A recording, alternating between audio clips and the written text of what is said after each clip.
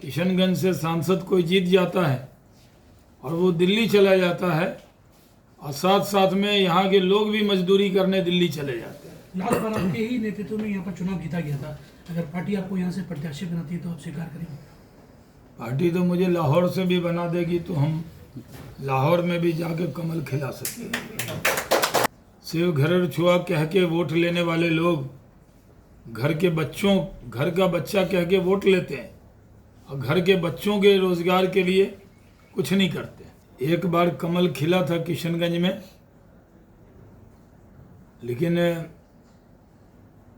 75 साल में एक ही बार खिला। दोबारा हम लोग उसको फिर से खिलाना चाहते हैं। जब राजधानी रुक गई तो और ट्रेन कैसे बिना रुके भाग जाती है? जवाब दें सांसद जी। आरक्षण का भी हमने सपोर्ट किया है। पहली बार कर्पूरी ठाकुर जब मुख्यमंत्री बने तब भी जनसंघ ने सपोर्ट किया था। लालू यादव जब पहली बार मुख्यमंत्री बने तो बीजेपी के सहयोग से ही बने थे और नीतीश कुमार जी को तो बीजेपी ने ही मुख्यमंत्री बनाया, नहीं तो कभी भी उनकी संख्या उतनी नहीं थी कि वो मुख्यमंत्री बन सके। यहाँ पे हम लोग लोकसभा के चुनाव की भी तैयारी अभी से भारतीय जनता पार्टी कर रही है। पिछली बार सीमांचल की 4 सीटों में यानी हम लोग 40 में 39 जीते थे, सीमांचल में ही 4 में 3 जीते थे। इस बार लक्ष्य बीजेपी का है कि 40 की 40 लोकसभा सीट जीते और सीमांचल की सीट, चारों की 4 सीट भारतीय जनता पार्टी के झोली में जाए। इसके लिए हमारे तरफ से तैयारी हमारी पार्टी कर रही है और हम सब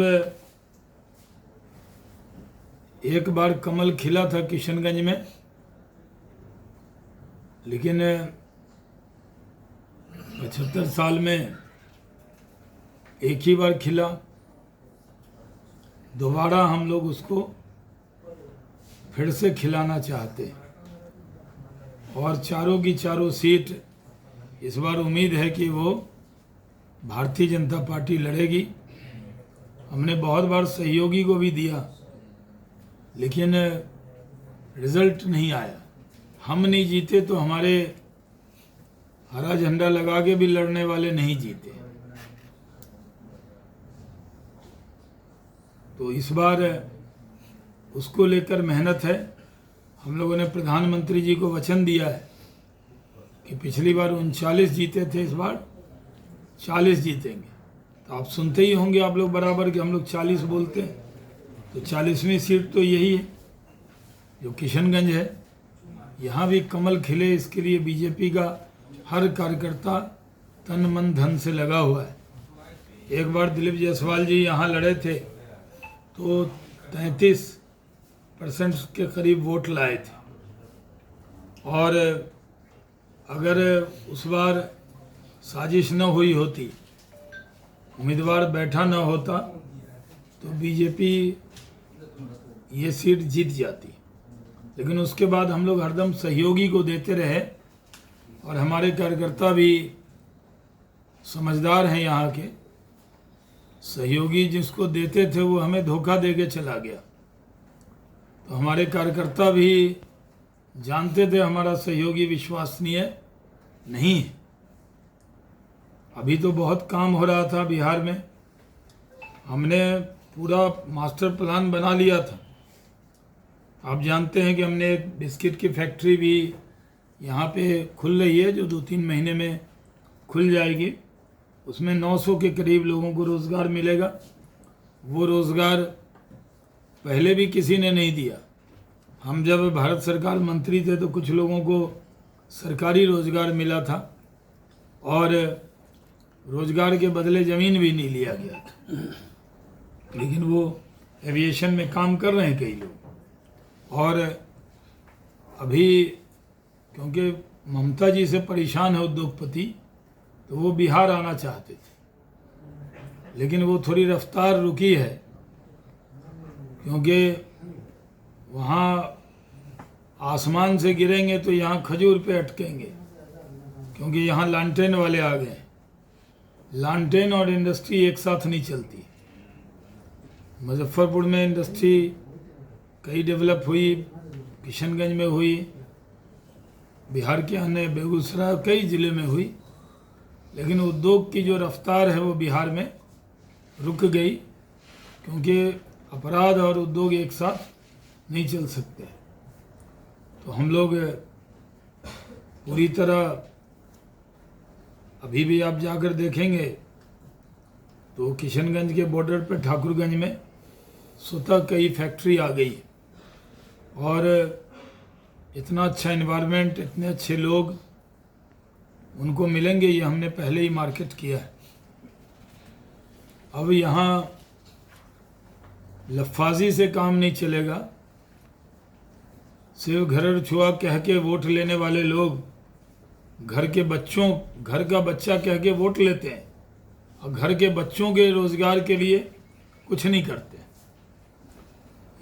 जब यहाँ कोई एक व्यक्ति सांसद होता है तो सुरजापुरी बिरादरी में ये उम्मीद जगती है कि वो पूरी बिरादरी के बच्चों का ध्यान रखेगा, लेकिन वो सिर्फ अपना ध्यान रख लेता है।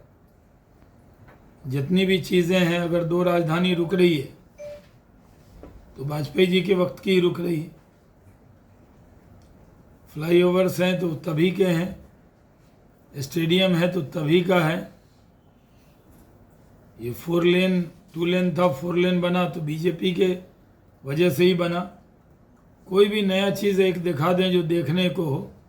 एक कोई एग्रीकल्चर कॉलेज जरूर बनाया, तब भी बीजेपी की ही सरकार थी, यानी बीजेपी जेडीयू की सरकार।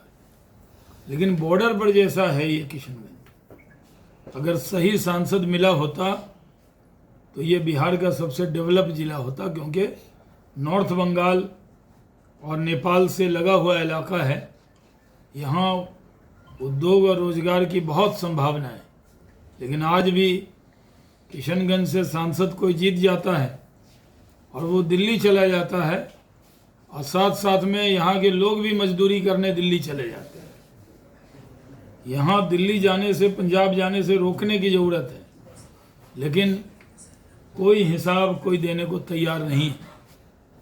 इसलिए भारतीय जनता पार्टी इस बार किशनगंज में भी कमल खिलाएगी।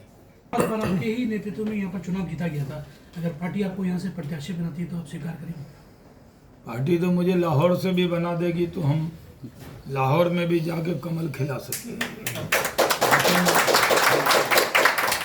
अभी अपने देश में वो मिला नहीं है हमें। लेकिन मेरी पार्टी ने मुझे अभी बिहार में लगाया है।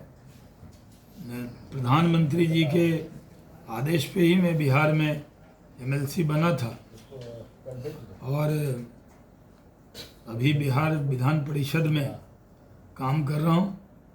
12 स्टैंड रोड चिड़ियाघर के सामने गेट नंबर 2 पे, जिस रोड पे गवर्नर साहब और सीएम साहब का मकान है, कोने पे आप कभी भी आमंत्रित हैं। इंडिया गठबंधन क्या कहेंगे?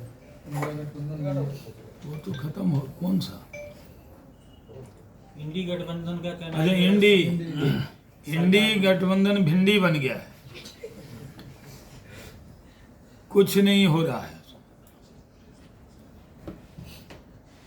सरकार करेगी। और नाम रखने से क्या होता है? नाम रख लिया इंडिया तो इंडिया हो जाएगा।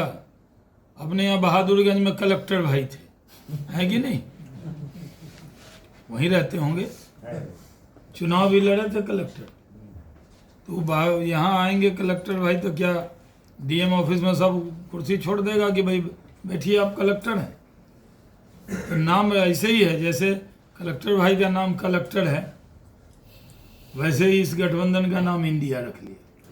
तो उससे क्या होने वाला है? भारतीय जनता पार्टी का एजेंडा किशनगंज और सीमांचल में सबका साथ सबका विकास ही एजेंडा होगा, और साथ में किशनगंज का भी विकास, क्योंकि विकास तो तभी रुक गया।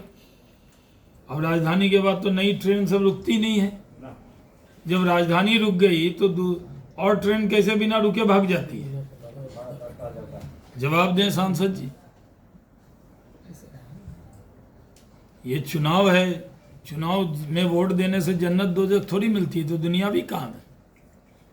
यहाँ रोड बनेगा, अभी ये बहादुरगंज से NH बन रहा है, बहादुरगंज से गलगलिया तो बन ही रहा है, बहादुरगंज से किशनगंज वो जो रोड है 4 लेन 200-250 करोड़ का, जी जी तो मोदी जी बना रहे हैं ना, या लालू यादव जी बनाएंगे उसको? रेल लाइन का आप देख ही रहे हैं, काम तेजी से हो रहा है, कितना बताएं।